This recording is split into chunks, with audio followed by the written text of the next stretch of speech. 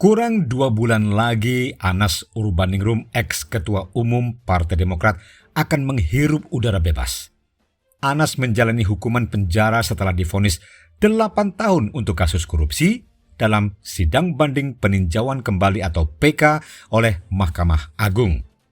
Nah, menjelang bebasnya Anas dari penjara Lembaga Pemasyarakatan Sukamiskin, muncul baliho raksasa.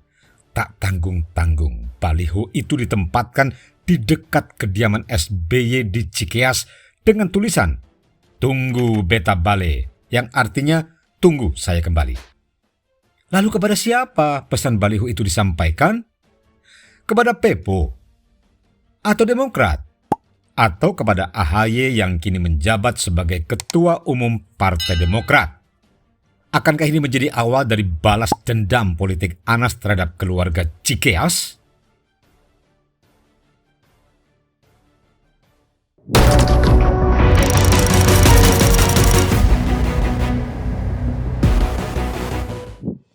Menurut berita, baliho raksasa bergambar foto Anas Urbaningrum itu akan dipasang tidak jauh-jauh dari kediaman Presiden yang ke-6, yaitu Susilo Bambang Yudhoyono atau SBY di Cikeas.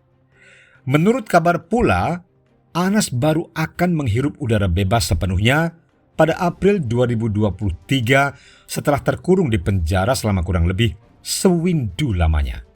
Ini menarik ya untuk ditelusuri motivasi Anas dan para loyalisnya tentu saja. Anas dulu menjadi kepercayaan sekaligus orang dekat SBY.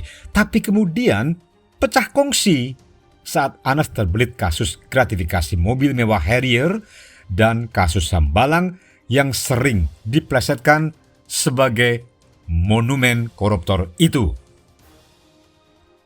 Pecah kongsi itu menerbitkan pertikaian sengit antara SBY dan Anas setelah SBY mengendus gerak langkah Anas yang agresif sebagai persiapan menjadi cawapres pada Pilpres 2014. Ya, sebagai Ketua Umum Demokrat setelah memenangi pertarungan melawan Andi Alifian Malarangeng, Anas rajin turun ke bawah menyapa kader-kader Demokrat di daerah.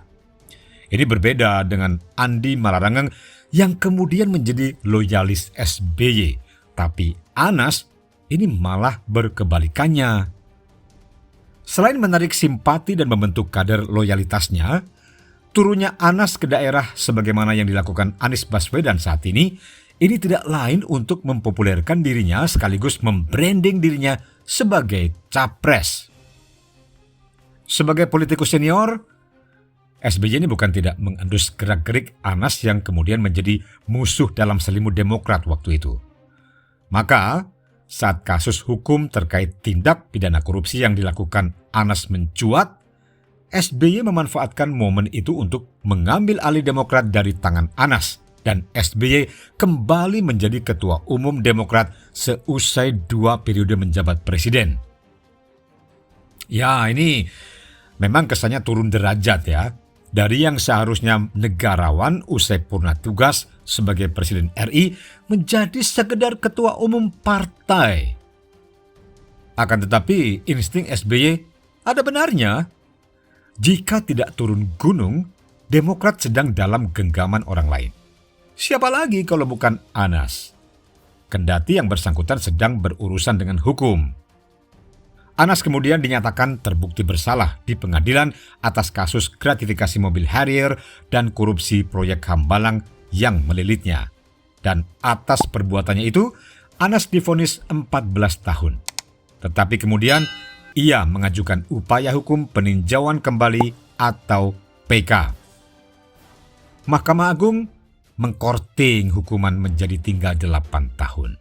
Dan April 2023 mendatang, Anas akan bebas. Dan saat ini Anas masih berstatus tahanan di Lembaga Pemasyarakatan Sukamiskin, Bandung.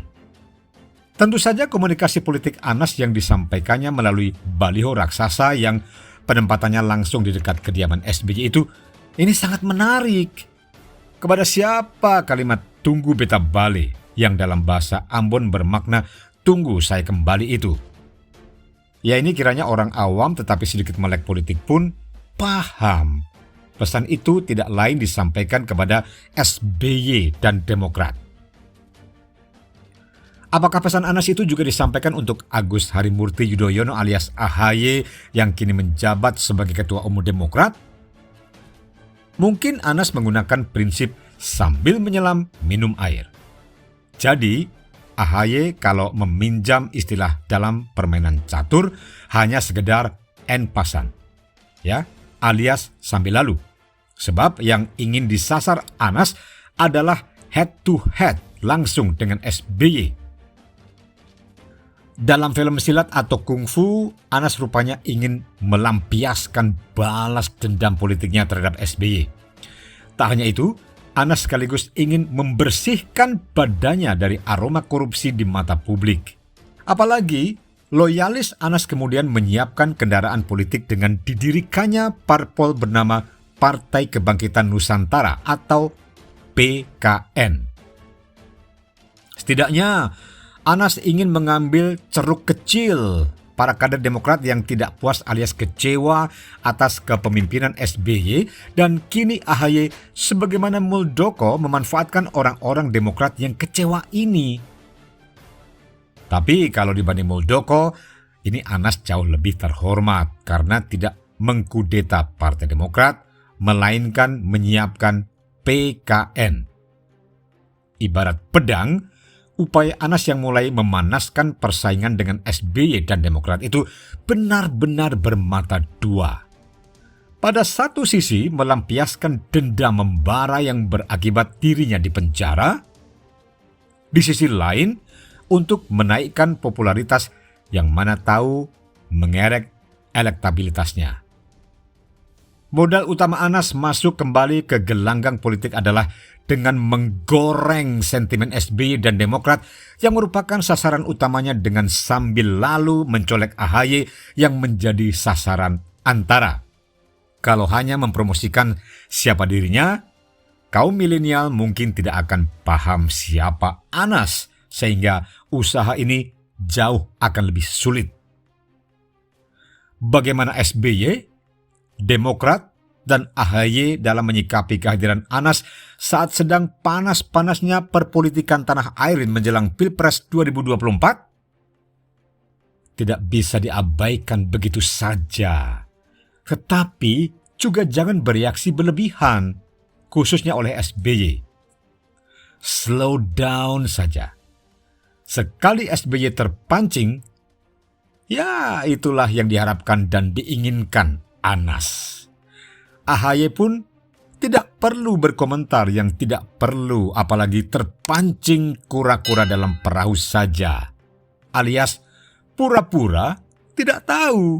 Neneng juga tahu sih, Mas Anas sebenarnya. Yang penting sebetulnya ya dari kasus saya ini, yang sangat penting untuk dimintai kesaksian adalah Pak SBY. Tetapi sampai sekarang Pak SBY belum dimintai kesaksian atau didatangi oleh penyidik untuk dimintai kesaksian. Padahal menurut saya Pak SBY itu saksi fakta yang penting, juga Mas Ibas. Kesan saya juga sama dalam kasus Bank Senturi. Dalam kasus Bank Senturi itu menurut informasi yang saya punya, Pak SBY juga tahu soal kasus Bank Senturi.